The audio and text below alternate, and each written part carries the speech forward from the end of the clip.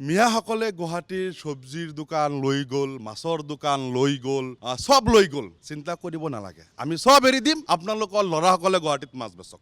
চিন্তা কৰিব লগা নাই, 10 বছৰ চাওক না, মিয়াই দোকান নিদিয়ে। কাৰণ আজি 3টা মাহত ইতিমধ্যে 3টা পাইলট ওলাই গৈছে, বৈজ্ঞানিক হৈ আছে। কোনোবাই আমাক মিয়া বুলি ক'লে সেইটো আমি গালি বুলি ভাবিব নালাগে, আমাৰ কাম আমি কৰি গৈ থাকিলে। মিয়া মানে হ'ল এটা সন্মানীয় শব্দ। মিয়াৰ শব্দৰ অৰ্থ হ'ল চাহেব। আপোনালোকে হয়তো জানেই যে মুছলিম জাতীয় পৰিষদে কেতিয়াও জাতিটোৰ বেয়া হোৱা কথা কেতিয়াও নকয়।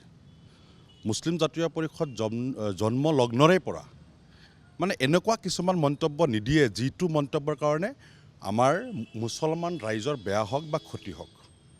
এতিয়া যিটো মিয়া বিতৰ্ক, যেনেকৈ অসমৰ মাননীয় মুখ্যমন্ত্ৰী ডক্টৰ হিমন্ত বিশ্ব শৰ্মা ডাঙৰীয়াই যেনেকৈ মিয়া বুলি আমাক যে কয়, আচলতে আমি সদায় মাইণ্ডটো পজিটিভ হ'ব লাগে। এই মিয়া শব্দটো আচলতে কি, গালি নে কি? আমি জানো যে মিয়া মানে হ'ল এটা সন্মানীয় শব্দ। মিয়াৰ শব্দৰ অৰ্থ হ'ল চাহেব। আমাৰ মানে আগৰ দিনৰ যিবিলাক মানে বহুত জ্ঞানী মানুহ আছিলে, মানে ধনী মানুহ আছিলে, ইহঁতক মিয়া বুলি মাতিছে। গতিকে আমি এইবিলাক বস্তু জানিব লাগিব যে মিয়া শব্দৰ অৰ্থ কি। কিন্তু সেই মিয়াটোক লৈ একাংশ সংখ্যালঘু লিডাৰ বুলি ক'ব লাগিব, সেই মিয়াক মানে আমাৰ সহজ সৰল মুছলমানখিনিক ৰাজনৈতিকৰণ লাভালাভৰ কাৰণে সেই মিয়াটো এই গালি বুলি কৈ আমাক মানে সদায় খালি ৰাজনীতি কৰি আহিছে। গতিকে হয়, আমি মিয়া বুলি ক'লে কি কথা বেয়া আছে? আজি মিয়াই পাইলট হৈ আছে। সিদিনা আপোনালোকেও নিউজ কৰিছিলে যে নামনি অসমৰ এই 2টা মাহত এজন বৈজ্ঞানিক ওলাইছে মিয়া, 3জন পাইলট ওলাইছে মিয়া। তো মিয়া বুলি ক'লে আমাৰ কি বেয়া আছে? আমাক যিমান মিয়া বুলি ক'ব, আমাৰ সিমানে গাত আৰু বেছি শক্তি হ'ব। মিয়াই ডক্টৰ হৈ আছে, ইঞ্জিনিয়াৰ হৈ আছে, পাইলট হৈ আছে, বৈজ্ঞানিক হৈ আছে। মিয়াই চব্জি বিক্ৰী নকৰে।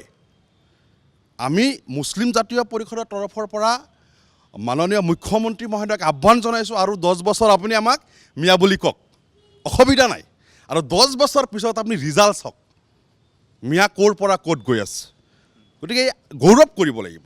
আমি আগতে এইবিলাক বস্তু চিন্তা কৰিব লাগিব যে মিয়া আমাক যে কৈছে, সেই মিয়াৰ শব্দৰ অৰ্থ কি। এতিয়া একাংশ যিবিলাক সংখ্যালঘু নেতাই এই মুছলমানৰ তেজ শোষণ কৰি কৰি আজিলৈকে ইহঁতৰ লোভটো চম্ভালিব পৰা নাই। এতিয়াও সেই মিয়াক লৈ ৰাজনীতি কৰি আহি আছে।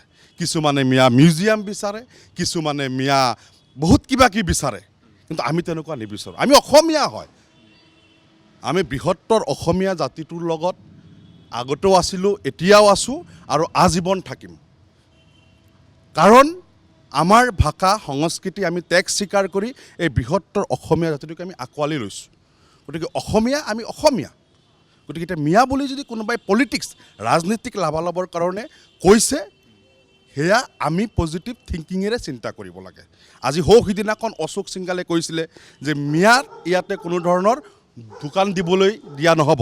মিয়াই দোকান নিদিয়েও, চিন্তা কৰিব লগা নাই, 10 বছৰ চাওক না, মিয়াই দোকান নিদিয়ে। কাৰণ আজি 3টা মাহত ইতিমধ্যে 3টা পাইলট ওলাই গৈছে, বৈজ্ঞানিক হৈ আছে।